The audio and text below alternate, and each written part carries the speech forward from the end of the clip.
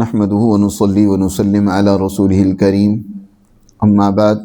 فأعوذ بالله من الشيطان الرجيم بسم الله الرحمن الرحيم وما كان لبشر أن يكلمه الله إلا وحيا أو من وراء حجاب أو يرسل رسولا فيوحي بإذنه ما يشاء إنه علي حكيم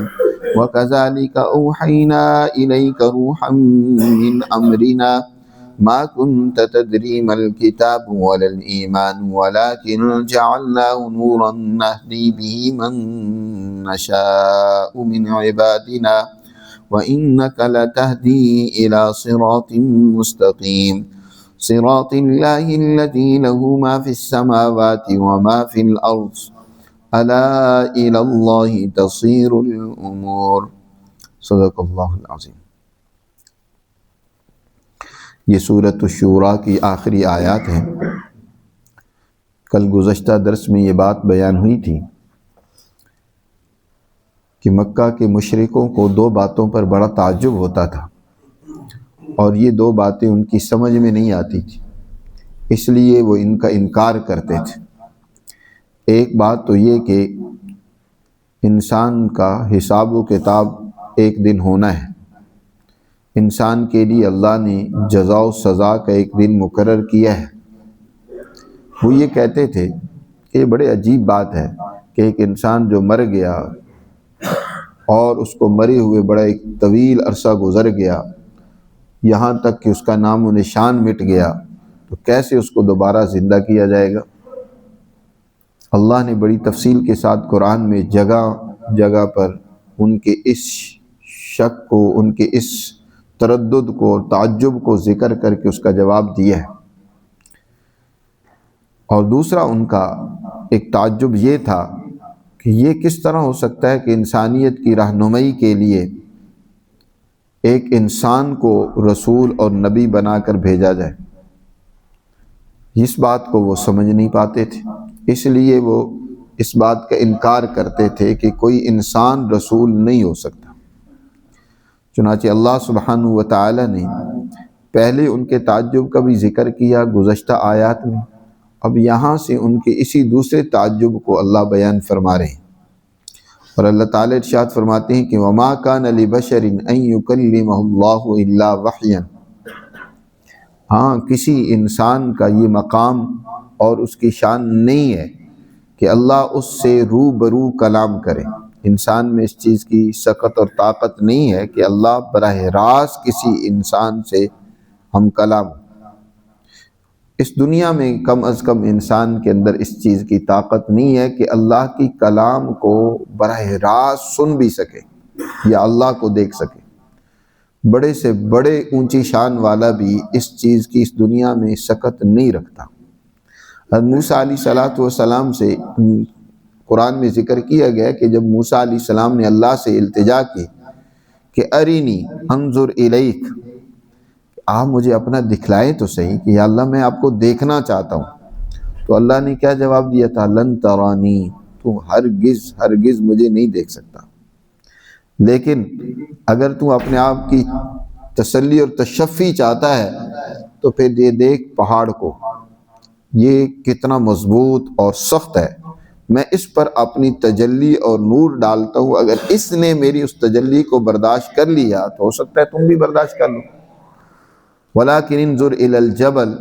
فَإِنِ اسْتَقَرَّ مَكَانَهُ فَسَوْفَ تَرَانِي فَلَمَّا تَجَلَّى رَبُّهُ لِلْجَبَلِ جَعَلَهُ دَكًّا وَخَرَّ مُوسَىٰ صَعِقًا۔ جب اللہ نے اپنی وہ تجلی، اپنا نور اس پہاڑ پر ڈالا تو پہاڑ تو ٹکڑے ٹکڑے ہوا ہی، موسیٰ علیہ السلام بھی غش کھا کے گر گئے، بے ہوش ہو گئے۔ تو دنیا میں کسی انسان کے اندر اتنی طاقت نہیں ہے کہ وہ اللہ سے روبرو براہ راست ہم کلام ہو۔ نبی کریم صلی اللہ علیہ وسلم کے بارے میں بھی محقق بات یہی ہے کہ آپ صلی اللہ علیہ وسلم نے معراج کی رات بھی براہ راست اللہ کو نہیں دیکھا، اور نہ دیکھنے کی کسی انسان میں سکت ہے۔ خود جب قرآن نے یہ بات بیان فرمائی ہے ہاں، انسان سے اللہ ہم کلام ہوتا ہے، اس کی مختلف 3 صورتیں یہاں ذکر کی گئی ہیں کہ اللہ کا جو کلام اپنے بندوں سے ہوتا ہے، انسان سے ہوتا ہے، اللہ اس کو رسول بناتے ہیں، تو اس کا ایک طریقہ تو یہ ہوتا ہے کہ اللہ وحین،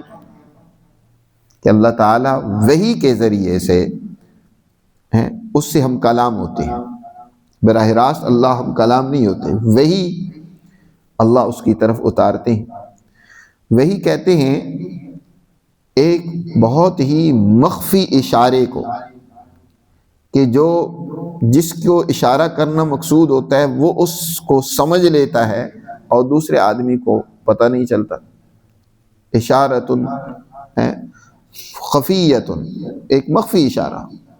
یا رازداری کے ساتھ ایک بات جو دوسری کی طرف منتقل کی جاتی ہے، اس کو وحی کہا جاتا ہے۔ اور یہ وحی یعنی دوسرے کو اشارہ کرنا، دوسرے کے دل میں بات کا ڈال دینا، اس کی مختلف صورتیں ہو سکتی ہیں۔ قرآن نے ان سب کا تذکرہ کیا ہے، جیسے کہ حضرت موسیٰ علیہ السلام کی والدہ کا قرآن میں ذکر آتا ہے کہ اللہ نے ان کے دل میں وحی ڈالی، وَأَوْحَىٰ رَبُّكَ، اللہ نے ان کے دل میں یہ بات ڈالی کہ تم اس بچے کو ایک صندوق میں بند کر کے دریائے نیل کے برد کر دو۔ جی، تو وہاں بھی وحی کا ذکر ہے۔ اسی طرح شہد کی مکھی کے بارے میں اللہ نے فرمایا وَأَوْحَىٰ رَبُّكَ إِلَى النَّحْلِ أَنِ اتَّخِذِي مِنَ الْجِبَالِ بُيُوتًا وَمِنَ الشَّجَرِ وَمِمَّا يَعْرِشُونَ۔ اللہ اس کے دل میں بھی طبعی طور پر یہ بات ڈالتے ہیں کہ وہ ان راستوں پر جا کر مٹھاس کو چوسے اور وہ لا کر ایک شہد کے چھتے میں اس کو جمع کرے اور مخصوص کیمیاوی طریقوں سے اس کو گزار کر ایک انسانیت کے لیے ایک مفید اور بہترین شہد کی صورت میں تیار کرے۔ اسی طرح ماں کے دل میں وہی ہوتی ہے کہ وہ اپنے بچے کی کیا کرتی ہے، تربیت کرتی ہے، اس کے دل میں محبت اللہ ڈال دیتا ہے۔ تو اللہ وحین، اللہ بندے سے ہم کلام ہوتا ہے وحی کے ذریعے سے، کہ اس کے دل میں کوئی بات ڈال دی۔ او من وراء حجاب، یا اس کی ایک صورت یہ ہوتی ہے کہ پردے کے پیچھے سے اللہ کسی سے ہم کلام ہو، براہ راست تو نہیں، جیسے نبی کریم صلی اللہ علیہ وسلم سے اللہ سبحانہ وتعالی معراج کی رات ایک حجاب کے پیچھے سے ہم کلام ہوا اور آپ صلی اللہ علیہ وسلم کو نمازوں کا عظیم تحفہ عطا فرمایا۔ یا موسیٰ علیہ السلام سے اللہ ہم کلام ہوئے ایک بیری کے درخت کے ذریعے سے، سامنے کچھ نہیں ہے لیکن اس بیری کے درخت کے اندر سے آواز آ رہی ہے۔ تو طور پہاڑ پر، کوئی طور پر جب تشریف لے گئے تو وہاں سے ایک آواز آ رہی ہے جس میں کہا جا رہا ہے کہ میں تمہارا رب ہوں، یہ ایک مقدس وادی ہے، فَاخْلَعْنَ عَلَيْكَ إِنَّكَ بِالْوَادِ الْمُقَدَّسِ طُوًى۔ تو من وراء حجاب۔ اور تیسری صورت یہ کہ او یرسل رسولا، کہ اللہ تعالیٰ کسی فرشتے کو بھیجے، اور وہ فرشتہ، اس کی دونوں صورتیں ہوتی ہیں، یا تو انسانی شکل میں آئے جیسے نبی کریم صلی اللہ علیہ وسلم کے پاس دہیہ کلبی رضی اللہ تعالیٰ عنہ کی صورت میں حضرت جبرائیل امین تشریف لاتے تھے، یا وہ اپنی ہی اصل شکل میں آئے اور نبی سے ہم کلام ہو، جیسے نبی کریم صلی اللہ علیہ وسلم نے جبرائیل امین کو 2 مرتبہ ان کی اصل حالت میں انہیں دیکھا کہ ان کے 600 پر ہیں اور ان کے وجود نے پوری فضا کو گھیر رکھا۔ تو او یرسل رسولا، اور یہ جو طریقہ ہے وحی کا، یہ جس کو تیسرے کو یہاں بیان کیا، یہ انبیاء علیہ السلام کے ساتھ مخصوص ہوتا ہے کہ فرشتہ صرف انبیاء کی طرف آتا ہے۔ پہلے جو طریقے ہیں وہ غیر نبی کے لیے بھی ہو سکتے ہیں کہ اللہ کسی کے دل میں کوئی الہام ڈال دے، کوئی بات اس کے دل میں القاء کر دے، جی، یا خواب کے ذریعے سے کسی کو کوئی بات اس پر ظاہر کر دے، جی، جیسے انبیاء علیہ السلام کو بھی خواب کے ذریعے سے یہ بہت سارا علم عطا کیا جاتا ہے، انہیں حکم دیا جاتا ہے، جیسے حضرت ابراہیم علیہ السلام کو خواب کے ذریعے سے ہی حکم دیا گیا کہ اپنے بیٹے اور لخت جگر کو ہمارے راہ پر قربان کر دو۔ خود نبی کریم صلی اللہ علیہ وسلم کی وحی کی ابتدا جو ہے وہ سچے خوابوں سے ہوئی ہے۔ آپ صلی اللہ علیہ وسلم فرماتے ہیں کہ میرا حال یعنی نبوت ملنے سے واضح اور ظاہری وہی آنے سے پہلے 6 مہینے حضور کا یہ حال تھا کہ آپ جو خواب دیکھتے تھے رات کو، صبح دیکھتے وہ پورا ہوتا. یعنی آپ خواب کے ذریعے سے آپ نے چیزوں کو پہچانا، حقائق کو جانا. اور خود حضور نے عام امت کے لوگوں کے لیے بھی فرمایا کہ اب وحی کا سلسلہ یعنی فرشتہ آ کر انسانوں کو کوئی رہنمائی دے، اللہ کا حکم سنائے، وہ تو اب ختم ہو چکا ہے. اب البتہ خوابوں کے ذریعے سے اللہ میری امت کی رہنمائی کرتا رہے گا. اور خواب کے بارے میں فرمایا یہ نبوت کا 46واں حصہ ہے کہ سچے خواب اب بھی ایماندار لوگوں کو آ سکتے ہیں، اور ضروری نہیں ایماندار کو بلکہ غیر ایمان والے کو بھی آ سکتے ہیں. کئی مرتبہ غیر ایمان والوں کو بھی صحیح بات اللہ ان کے ذہن میں، ان کے دل میں القاء کر دیتا ہے، اور اس کے ذریعے سے وہ ایک عمل کرتے ہیں اور انسانیت کے لیے مفید ہوتا ہے. آج جو دنیا میں آپ سائنس ٹیکنالوجی دیکھ رہے ہیں، اور اس میں بہت سارے غیر مسلم جو ہیں ان کا کردار ہے، تو اللہ نے ان کے دل میں یہ بات ڈالی کہ اس کام کو ایسے طریقے سے کرو تو اس کے یہ نتائج نکلیں گے اور اس سے انسانیت کو فائدہ پہنچے گا. جی تو اللہ سبحانہ و تعالی یہاں یہ بات اصل میں یہ وحی کے طریقے یہاں 3 بیان کیے گئے ہیں، لیکن وحی کا سلسلہ ان 3 میں معصور نہیں ہے، بند نہیں ہے، لیکن عام جو طریقے وحی کے ہیں وہ یہ 3 ہی ہیں. ان کو یہاں قرآن نے بیان فرمایا کہ انسان سے براہ راست تو اللہ کلام نہیں کرتا، لیکن اللہ کا بندوں سے کلام کرنے کا طریقہ ان میں سے کوئی ایک ہوتا ہے، اور ان کے ذریعے سے انسانوں کو اللہ اپنا حکم دیتے ہیں. وما کان لبشر ان یکلمہ اللہ، کسی انسان کا یہ مقام اور اس کی شان نہیں ہے کہ اللہ اس سے براہ راست کلام کریں، الا وحیا، مگر یا تو وحی کے ذریعے سے، او من وراء حجاب، یا حجاب کے پیچھے اور پردے کے پیچھے سے، یا بھیج دیں کسی رسول کو کہ فیوحی باذنی ما یشاء، وہ اللہ کے حکم سے وہی کرتا ہے جو اللہ چاہتا ہے. اللہ جو چاہتا ہے وہ حکم وہاں تک پہنچا دیتا ہے فرشتے تک. انہ علی حکیم، یاد رکھو بے شک اللہ کی ذات بہت بلند و برتر ہے اور بڑی ہی حکیم ذات ہے، دانا ذات ہے، اپنے تمام احکامات میں حکمت رکھتی ہے. تمام احکام و افعال جو اس کائنات میں وقوع پذیر ہو رہے ہیں ایک حکمت پر مبنی ہے. وَكَذَلِكَ أَوْحَيْنَا إِلَيْكَ رُوحًا مِّنْ أَمْرِنَا، تو اے پیغمبر جس طرح دنیا میں انسانوں کی طرف اس طرح اللہ کے پیغام آتے رہے جن کا ذکر ہوا، اسی طرح ہم نے آپ کی طرف اپنی روح اپنے حکم سے بھیجی ہے. روح سے مراد یہاں قرآن ہے، قرآن مقدس جو انسان کے لیے ایک بمنزلہ روح کے ہے. جی جیسے انسانی جسم اور وجود کے لیے یہ غذا ایک روح کا کردار ادا کرتی ہے، توانائی اسے مہیا اور میسر کرتی ہے، اور اس کے نتیجے میں نسمہ وجود میں آتا ہے، ایک روح حیوانی وجود میں آتی ہے جس سے انسان کردار اور کام سر انجام دیتا ہے. اسی طرح انسان کی معنوی، اخلاقی، انسان کی معاشی، معاشرتی اور سیاسی ہر اعتبار سے رہنمائی کے لیے اس کو طاقت و قوت فراہم کرنے کے لیے اللہ نے اپنا قرآن مقدس نازل کیا. یہ قرآن مقدس انسانیت کے لیے بمنزلہ روح کے ہے. تو فرمایا وَكَذَلِكَ أَوْحَيْنَا، اور اسی طرح ہم نے وحی کی ہے آپ کی طرف روحاً من امرنا، اپنے حکم سے اس قرآن مجید کی روح کی جو روح ہے اس کی ہم نے آپ کی طرف وحی کی ہے. مَا كُنْتَ تَدْرِي مَا الْكِتَابُ وَلَا الْإِيمَانُ، اس قرآن کی نازل ہونے سے پہلے آپ نہ تو کتاب کو جانتے تھے، کسی الہی اور آسمانی کتاب سے آپ واقف نہیں تھے، اور نہ ہی آپ کو ایمان کی تفصیلات کا پتہ تھا کہ ایمان کی کیا تفصیلات ہیں. آپ صلی اللہ علیہ وسلم وحی کے نزول سے پہلے نفس ایمان تو انبیاء علیہ السلام کا پہلے دن سے ہوتا ہے. یاد رکھیں انبیاء علیہ السلام بچپن میں بھی کبھی شرک نہیں کرتے. انبیاء علیہ السلام کبھی بچپن سے ہی خلاف سچائی اور حقیقت کوئی عمل نہیں کرتے. خود نبی کریم صلی اللہ علیہ وسلم نے ارشاد فرمایا کہ میں نے نبوت سے پہلے بھی کبھی کوئی ایسا کام نہیں کیا کہ جو مشرکین مکہ کیا کرتے تھے، جو اللہ کے ناپسندیدہ کام ہے، سوائے 2 مرتبہ کے، اور ان 2 مرتبوں کا بھی میں نے جب ارادہ کیا تو اللہ نے فقط عصمنی، میری حفاظت کی کہ میں وہ کام کر نہیں سکا، ارادہ میں نے کیا۔ آپ صلی اللہ علیہ وسلم ایک مرتبہ بچپن میں جب بکریاں چراتے تھے تو ایک کسی مالدار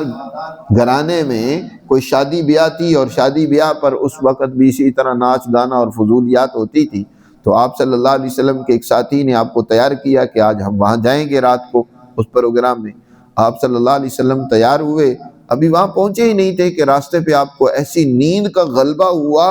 کہ آپ وہیں سو گئے، اور صبح تک سوئے رہے، یہاں تک کہ سورج جب چڑھا تو آپ کی آنکھ کھلی، آپ اس پروگرام میں شریک ہی نہیں ہو سکے۔ اسی طرح ایک کوئی اور موقع تھا، تو آپ صلی اللہ علیہ وسلم بچپن میں بھی، یعنی نبوت اور وحی سے پہلے بھی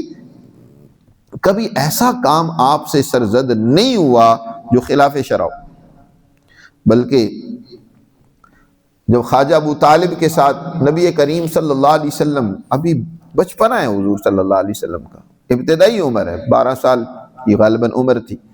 تو آپ صلی اللہ علیہ وسلم خواجہ ابو طالب کے ساتھ سفر، شام کے سفر پر تجارت کی غرض سے چچا گئے تو خود حضور کو بھی ساتھ لے گئے۔ حضور کا بھی اصرار تھا کہ میں نے ساتھ جانا ہے، اور خواجہ ابو طالب بھی ان کو جدا نہیں کرتے تھے آپ صلی اللہ علیہ وسلم کو اپنے سے، وہ ساتھ لے گئے۔ تو راستے پہ ایک راہب سے ملاقات ہوئی، اور راہب نے حضور صلی اللہ علیہ وسلم کو پہچان لیا کہ یہ نبی آخر الزماں ہے، بہت سارے کنایات و اشارات سے اور پہلی تعلیمات سے۔ تو اس نے مزید تحقیق کے لیے حضور سے سوالات کیے۔ پہلا سوال اس نے حضور صلی اللہ علیہ وسلم سے جب سوال کیا تو کہا کہ میں لات عزا کی قسم دے کر آپ سے سوال کرتا ہوں۔ جب اس نے لات اور عزا کی قسم کھائی، اور اس نے ارادتاً کھائی تھی کہ دیکھتے ہیں کہ حضور کا اس پر رد عمل کیا ہوتا ہے، تو آپ صلی اللہ علیہ وسلم نے فرمایا کہ مجھے لات اور عزا کی قسم نہ دو، اس لیے کہ جو دنیا میں کسی کو غصہ دلانے والی چیزیں ہو سکتی ہیں، میرے لیے اس سے بڑھ کر کوئی نہیں ہے کہ اللہ کے سوا کسی اور کی قسم دی جائے۔ مجھے سب سے زیادہ غصہ اس بات پر آتا ہے۔ وہ سمجھ گیا کہ یہ جہاں مکہ کی سوسائٹی میں لات اور عزا کے پجاری تھے اور ان کی پرستش میں سبھی لوگ مگن تھے، لیکن حضور صلی اللہ علیہ وسلم بچپن ہی سے اس بت پرستی شرک سے بیزار تھے۔ نفسی ایمان تو انبیاء علیہ السلام کا بچپن سے ہوتا ہے، یعنی اللہ کی وحدانیت پر، توحید پر، اللہ کی ذات پر، لیکن اس کی تفصیلات وہ انبیاء علیہ السلام کو بھی معلوم نہیں ہوتی۔ ان کی تفصیلات میں سے ایک یہ بھی ہے کہ رسالت پر ایمان لانا جیسے عام آدمی کے لیے ضروری ہوتا ہے، نبی پر بھی ضروری ہوتا ہے کہ وہ اپنی رسالت پر ایمان رکھے کہ میں واقعی اللہ کا رسول ہوں۔ تو نبی کو نہیں پتا ہوتا کہ میں رسول ہوں، ابھی جب تک رسالت اور نبوت نہیں ملی ہوتی تو ان کو نہیں پتا ہوتا کہ میں اللہ کا نبی اور رسول ہوں۔ جب ملتی ہے اللہ کی وحی آتی ہے تو پھر ہی ان کو کا ایمان اس پر رسالت کے حوالے سے بھی ایمان ہوتا ہے کہ مجھے اللہ نے اپنا رسول بنایا۔ تو آپ صلی اللہ علیہ وسلم سے کہا جا رہا ہے، یہ ایسے ہی ہے جیسے قرآن میں دوسری جگہ پر فرمایا، کیونکہ مکہ کی سوسائٹی میں کیونکہ امی لوگ تھے، ان پڑھ لوگ تھے، پڑھنا لکھنا کوئی رواج نہیں تھا، تو قرآن نے دوسری جگہ فرمایا نا، ما کنت تتلو من قبلہ من کتاب ولا تخطو بیمینک اذا لارتاب المبطلون، اس سے پہلے آپ نہ تو لکھنا جانتے تھے اور نہ ہی آپ صلی اللہ علیہ وسلم پڑھنا جانتے تھے۔ آپ صلی اللہ علیہ وسلم امی تھے، آپ کا لقب امی ہے کہ آپ نے کسی انسان سے کوئی تعلیم حاصل نہیں کی تھی، لیکن آپ نے جب اللہ کی طرف سے وحی آئی، قرآن آیا، تعلیمات آئیں، تو آپ صلی اللہ علیہ وسلم نے انسانیت کے سامنے وہ علوم بیان کیے جس کی کوئی انتہا نہیں ہے، اور اس کا یہ نتیجہ ہے کہ تا قیامت جس قدر بھی علوم ہیں، در حقیقت وہ آپ کی ہی علوم کا فیضان اور سرچشمہ ہے، آپ ہی کی بنیاد، اس کی بنیاد آپ کے علوم ہے۔ دنیا میں بڑے بڑے محققین، بڑے بڑے مفسرین، بڑے بڑے فلاسفر، بڑے بڑے لوگ اب پیدا ہو رہے ہیں، حقیقت دیکھیں گے تو اس کے پیچھے نبی کریم صلی اللہ علیہ وسلم کی تعلیمات کسی نہ کسی درجے میں لازمی کار فرما ہوں گی۔ تو آپ صلی اللہ علیہ وسلم سے کہا جا رہا ہے کہ ہم نے اپنے حکم سے یہ قرآن جو انسانیت کے لیے روح ہے اس کو نازل کیا ہے کہ انسانیت کو حیات بخشی جائے، زندگی بخشی جائے اس قرآن کے ذریعے سے۔ اس سے پہلے آپ کسی کتاب کو نہیں جانتے تھے، نہ ایمانی تفصیلات سے خبر تھے۔ وَلَكِنْ جَعَلْنَاهُ نُورًا نَهْدِي بِهِ مَن نَّشَاءُ، لیکن اس قرآن کو ہم نے نور بنائے ہیں اور اس قرآن کے ذریعے جسے چاہتے ہم ہدایت اور رہنمائی دیتے ہیں اپنے بندوں میں سے، من عبادنا وَإِنَّكَ لَتَهْدِي إِلَىٰ صِرَاطٍ مُسْتَقِيمٍ، اور بے شک آپ بھی درست اور سیدھے راستے کی طرف ہدایت کر رہے ہیں، رہنمائی کر رہے ہیں انسانیت کی، اس راستے کی طرف الَّذِي لَهُ مَا فِي السَّمَاوَاتِ وَمَا فِي الْأَرْضِ، جو اللہ کا راستہ ہے، وہ اللہ کہ آسمان و زمین کی بادشاہت اور سلطنت اسی کی ہے۔ لہو ما فی السماوات و ما فی الارض، آسمانوں میں زمین میں جو کچھ بھی ہو رہا ہے نا یہ سب اللہ کے حکم سے ہو رہا ہے۔ الا الی اللہ تصیر الامور، سنو، یاد سے غور سے سنو کہ تمام امور کا انجام اللہ کی ذاتی ہے، اسی کی طرف تمام امور لوٹ کر جاتے ہیں۔ انسان دنیا میں بہت کچھ سوچتا ہے، بہت کچھ کرتا ہے، یہ ایک نظام ہے اسباب کا، تدبیر کا، لیکن اس کے پیچھے اگر آپ دیکھو گے، غور کرو گے، تہ تک پہنچو گے تو قدرت خداوندی کام کر رہی ہے۔ اسی طرح جو انسان کام کر لیتے ہیں جی، اس کام کا انجام اور انتہا بھی اللہ کی حضور ہوتی ہے جی، نتیجہ اسی کی طرف سے نکلتا ہے، کام کے لیے تدبیر بھی اس کی طرف سے ہوتی ہے۔ آپ دیکھتے ہو کہ جس کو اللہ سبحانہ و تعالی کسی ترقی اور کامیابی سے ہمکنار کرنا چاہتا ہے تو اس کے اسباب آہستہ آہستہ اس کے لیے مہیا کر دیے جاتے ہیں، اور اگر کسی کے لیے تباہی و بربادی اللہ کو منظور ہوتی ہے تو اس کے لیے اسباب مہیا ہونا شروع ہو جاتے ہیں، اور پھر وہ نتیجہ اس کے مطابق نکلتا ہے، چاہے وہ اس سے بچنے کی کتنی کوشش کرتا رہے، چاہے وہ کامیابی کے لیے اس سے دور بھاگنے کی کتنی کوشش کرتا رہے۔ اللہ کسی کو کامیاب کسی مقصد میں کام میں کرنا چاہتے ہیں تو وہ کامیاب ہو کر رہتا ہے۔ تمام امور کا مرجع بھی وہ ہے اور تمام امور کا مبدا بھی وہی ہے، مبدی بھی وہی ہے اور منتہی بھی وہی ہے، انتہا بھی اسی کی طرف ہوتی ہے اور ابتدا بھی اسی سے۔ اسی کو فرمایا لہو ما فی السماوات وما فی الارض، وہ اللہ کہ آسمان و زمین سب اسی کی قدرت میں ہیں، وہ سب کا مالک وہی ہے اور انجام بھی اسی کی طرف ہے۔ الا الی اللہ تصیر الامور، یہ تو انسان ہے بس اپنی سمجھ کے مطابق لگا ہوا ہوتا ہے کہ میں یہ کر رہا ہوں، وہ کر رہا ہوں، یہ ہو جائے گا، وہ ہو جائے گا۔ اگر ایک انسان ہے حقیقت اس کو حاصل ہو جائے اور وہ حقیقت تک پہنچ جائے تو اس کو پھر اللہ کی ذات میں فنا کا مقام حاصل ہوتا ہے، رضا بالقضاء کا مقام اور مرتبہ حاصل ہوتا ہے اونچے درجے کے لوگوں کو، کہ وہ سمجھ جاتے ہیں کہ یہ سب کچھ اسی کی طرف سے ہے اور میں ہر ایک فیصلے پر راضی ہوں، جو بھی اللہ کی طرف سے ہو رہا ہے چاہے اس کا نتیجہ کچھ بھی نکل رہا ہو میں اس پر راضی ہوں۔ اس کو رضا بالقضاء کہا جاتا ہے یا فنا فی اللہ کہا جاتا ہے، جو اونچے درجے کے لوگ ہوتے ہیں۔ حضرت ایک بزرگ تھے شاہ جی دولہ رحمۃ اللہ علیہ، دریائے جمنا کے کنارے ایک بستی میں رہتے تھے۔ ایک دفعہ دریائے جمنا میں طغیانی آئی اور قریب تھا کہ وہ بستی لے ڈوبتا، یعنی اتنا اس میں سیلاب کا ریلا تھا۔ لوگوں نے بستی سے باہر ذرا دریا کے کنارے ایک بند باندھنا شروع کر دیا کہ بستی بچ جائے، اس میں پانی نہ آئے،